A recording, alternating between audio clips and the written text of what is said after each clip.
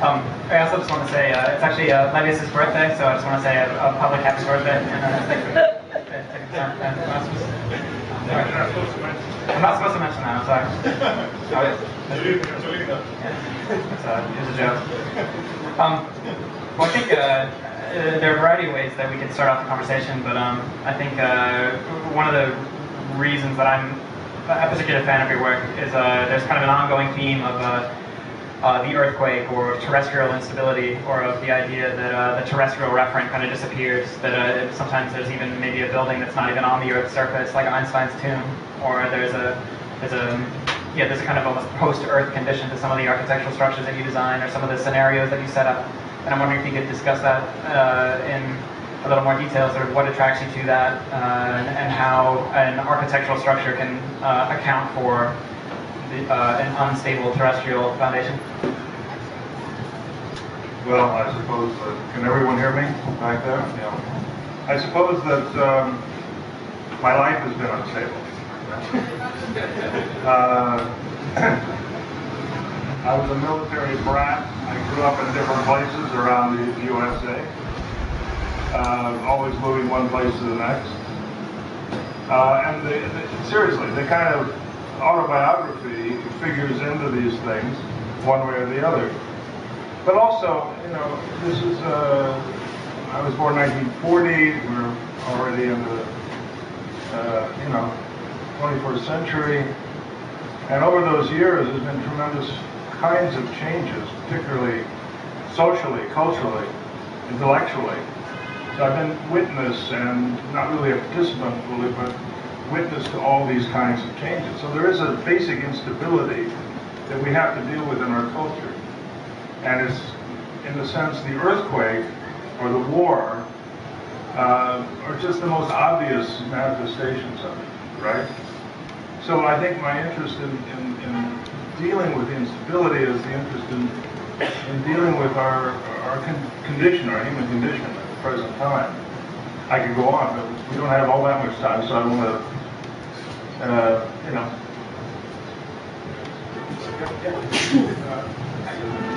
My question is, I'm sort of interested in your thoughts on kind of the evolution of the political nature of architecture and the political production of space, and I'm wondering if we've come a long way from, or if we've started to come full circle from, say, the times of the Roman Empire and the early notions and inventions of the frontier and of borders, and to a point now where we're armoring our skyscrapers and border fences are the new kind of urban phenomenon. We've got these detention islands, and how, I mean, I know your book, War on Architecture, was really interesting, but I wonder, maybe moving on from those thoughts, if there's a different sort of political nature of architecture today, given the war on terror. So how would you kind of relate the war on terror and architecture and how it's shifted the nature of space today? Well, I think architecture, as we normally think of it, as a profession and as a practice, isn't very far from the Roman Empire.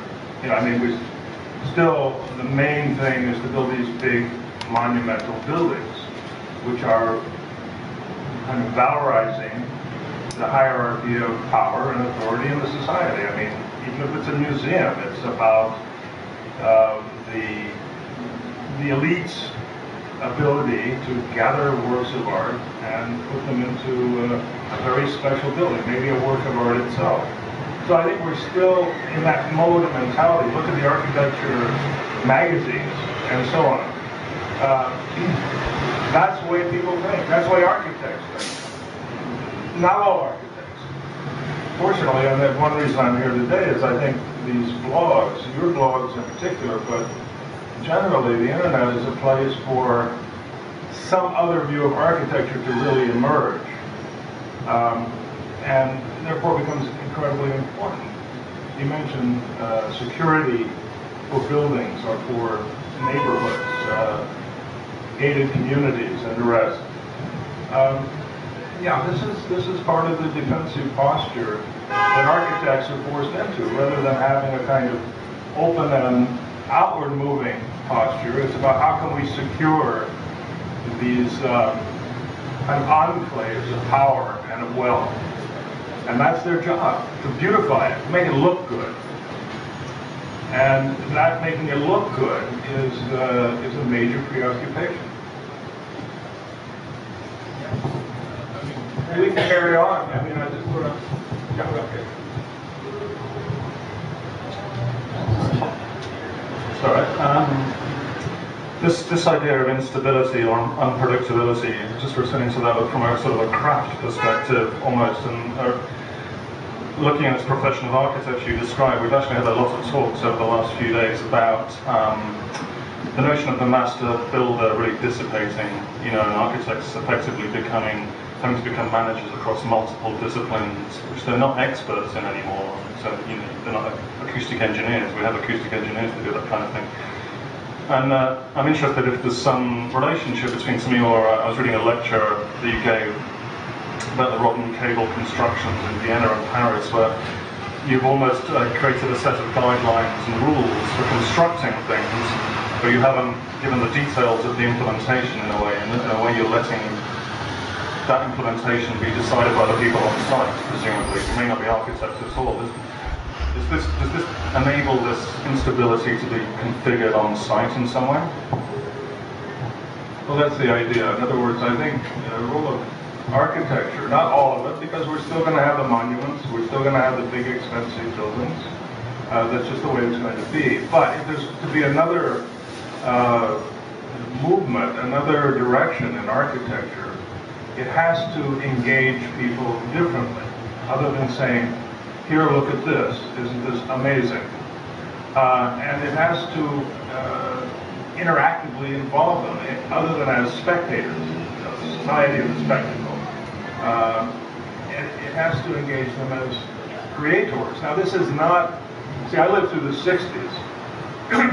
Excuse me, I lived through the 60s when there was a great interest in empowering people in lower economic class communities, right? They were living in very bad conditions, and architects said, well, let's go in there and let's help them improve their conditions. So they went in, this was called design advocacy. I don't know if you're all so young, you probably don't even remember the term. There were lots of things written in the 60s, early 70s, design advocacy. So the architect became the advocate of the people in the community. And they'd rent a room, they put out a table, or a big table, or a lot of tables, and then they'd have meetings with the people in the community, just anyone who wanted to come and join it, and provide tracing paper and pens, and kind of try to help them express their architectural ideas, the people in the community. And it was a noble effort, but it was a total failure. Why? Because the people in the community couldn't think in terms of designing. They weren't educated for that, and they just weren't prepared for that. So they kind of did this and that, and nothing much ever came of it. There were a few little brick buildings built or whatever, but it didn't come out as a real movement in architecture. Okay, I don't want to go on too much about this, just to say that my idea is that, one, you have to engage people, but you have to give them the tools to work with. You say tools of the rules of the game. Yeah, you have to give them the rules of the game. Like, you're going to play poker, you've got to know the rules of poker, you know? You can't just start throwing cards around. So you give them some basic rules of the game. Then you give them some basic techniques. You know, this is how you move this there, and this is how you move this there. You don't say where you're going to move it to. And then, if you're really starting at a rudimentary level, you show them some examples. You say, now it could look like this, or it could look like that, if you follow these rules. So this way you're giving people a leg up in the story. And some of the projects I've done in the last 4 or 5 years, particularly, although it reaches back to the work I did in Sarajevo during the siege and then after the siege of Sarajevo in the 90s, these are the things I've been putting out there. Now, whether they will be any better than the design advocacy